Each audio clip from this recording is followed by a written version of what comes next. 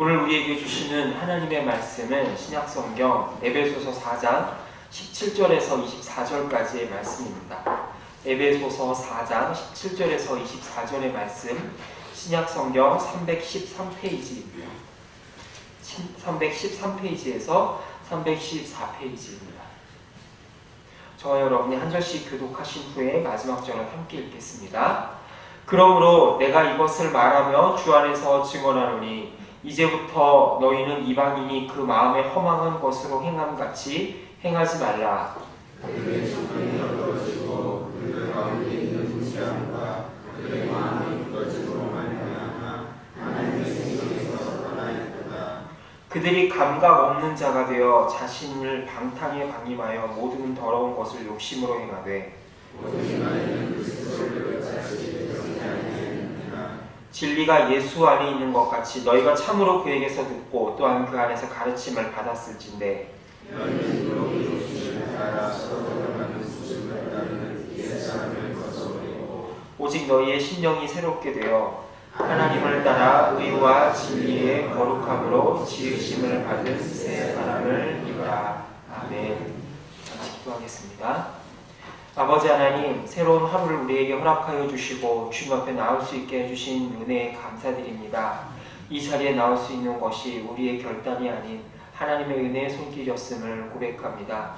오늘 하루도 주님 안에서 복되고 하나님이 예비하신 풍성한 은혜를 누리는 삶이 되게 하여 주시고 또 아버지 하나님 날로 쌀쌀해져 가는 이 날씨 속에 우리의 영육간에 더 강건함을 허락하여 주시고 주님이 원하시는 더 풍성함을 맺히는 귀한 계절 될 수 있도록 인도하여 주옵소서.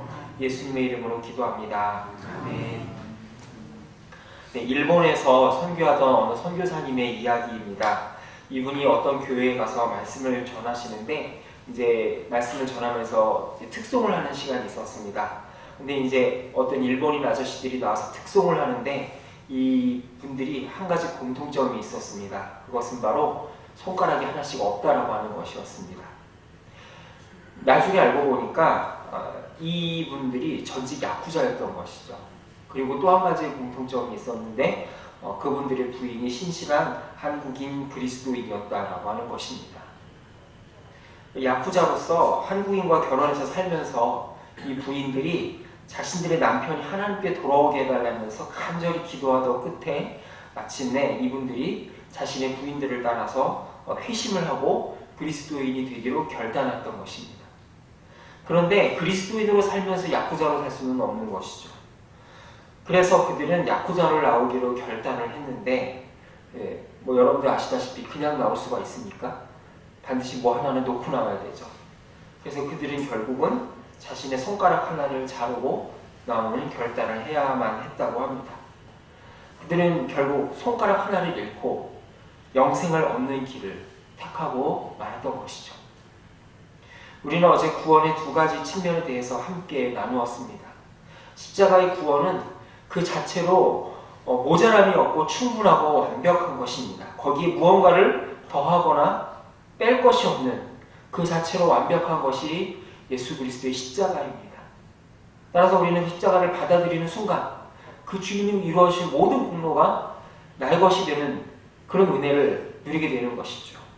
그러나 동시에 그 완벽한 십자가의 구원을 이 땅에서 우리가 실질적으로 매일 누리고 증거하기 위해서 주님은 반드시 우리의 반응을 요구하십니다. 다시 말해서 믿음의 응답을 요구하시는데요. 그 믿음의 대표적인 모습과 양상이 바로 대가지불에 있다는 것을 우리는 알아야 됩니다. 성경 다음으로 많이 읽혔다고 하는 위대한 고전인 철로역정이라고 하는 책이 있습니다. 여러분도 꼭 한번 읽어보시기를 바랍니다.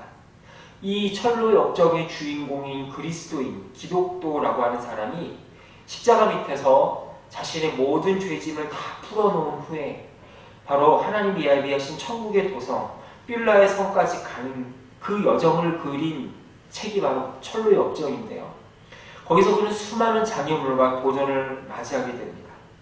그런데 그는 모든 과정에서 치러야 될 대가지불을 다 치르고 마침내 영광스러운 하나님 나라 도성에 이르는 것을 보게 됩니다. 오늘 말씀에서 사도 바울은 17절에서 에베소 교인들에게 이렇게 교정합니다. 그러므로 내가 이것을 말하며 주 안에서 증언하노니 이제부터 너희는 이방인이 그 마음에 허망한 것으로 행함같이 행하지 말라라고 이야기를 합니다. 이 에베소서라는 편지를 받은 에베소 교인들의 대다수는 유대인이 아닌 바로 이방인들이었습니다. 그리고 사도 바울은 이 앞선 부분에서 십자가의 능력으로 유대인과 이방인이 십자가 안에서 하나가 되어서 새로운 하나님의 백성으로 거듭나게 되었다라고 선언하고 있습니다. 이렇게 이방인이었던 에베소 교인들이 하나님의 백성이 되는 과정에서 이들이 보탠 것은 전혀 없습니다. 전적인 하나님의 은혜요, 하나님의 섭리로 이들은 구약의 이스라엘 백성을 계승하여서 새로운 하나님의 백성이 되었습니다.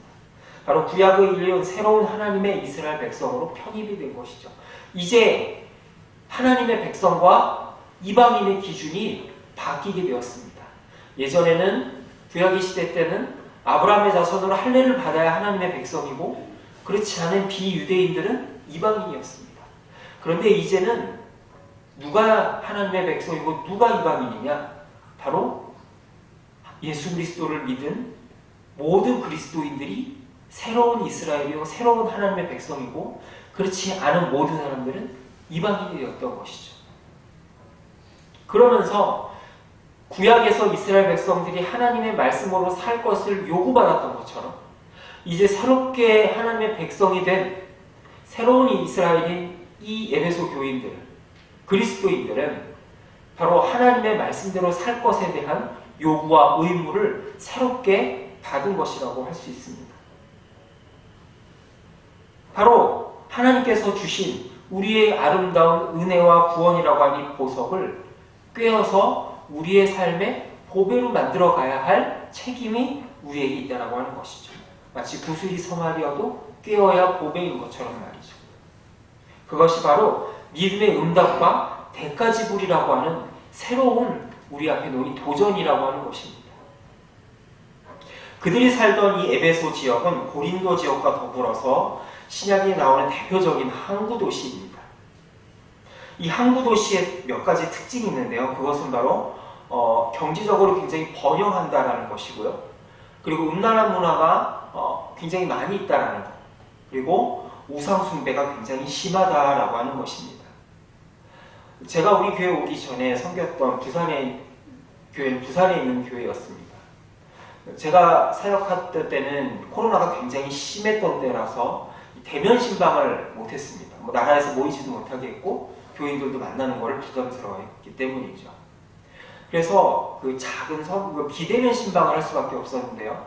이 작은 선물을 준비해서 교인들 가정에다 이렇게 걸어놓고 기도해주고 돌아오는 그런 이제 비대면 신방을 그때 섬기던 교회 담임목사님과 같이 이렇게 했었는데요.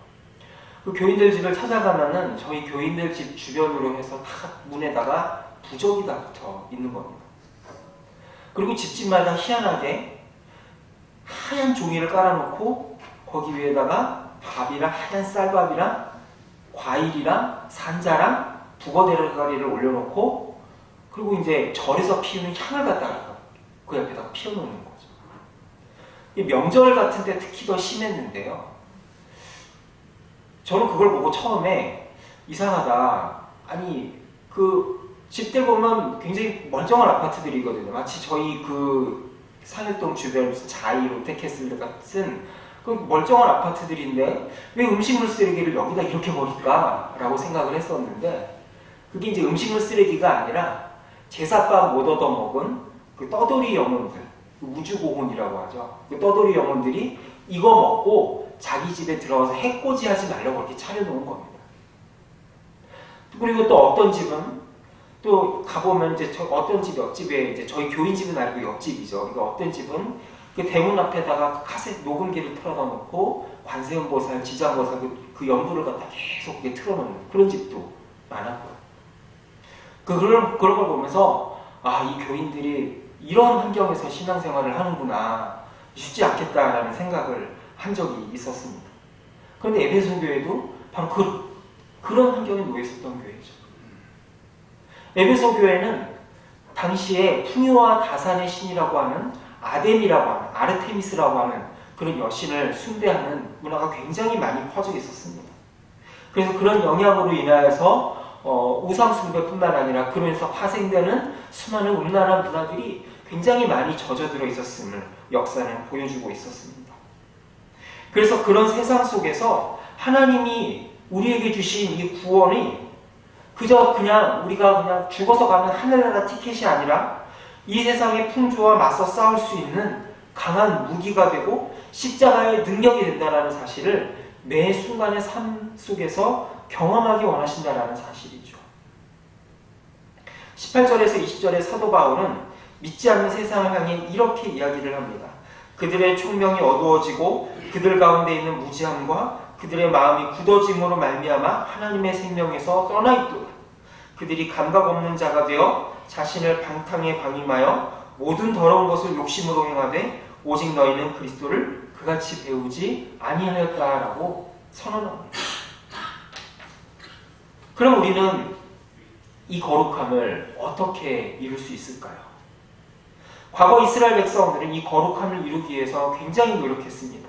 수많은 율법을 만들어서 지키고 나름 인간적으로 애쓰고 노력했습니다. 그러나 그들은 하나님의 거룩하심을 이룰 수가 없었고요. 그 율법의 요구를 지킬 수가 없었습니다. 결국 그들은 자신을 도우러 온 예수님을 십자가에 매달아 죽이는 비극을 일으키고 말았습니다. 그럼 이렇게 예수님의 십자가의 희생으로 거듭난 우리는 어떻게 그런 일을 이룰 수 있을까요? 바로 23절과 24절에서 이렇게 이야기합니다. 오직 너희의 심령이 새롭게 되어 하나님을 따라 의와 진리의 거룩함으로 지으심을 받은 새 사람을 입으라.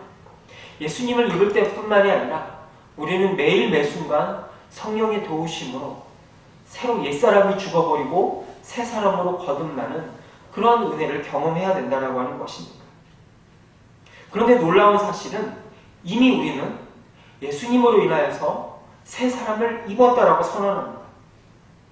옛것을 벗고 하나님의 백성이라고 하는 새로운 제복, 새로운 유니폼을 우리는 입은 사람들이라고 하는 것이죠.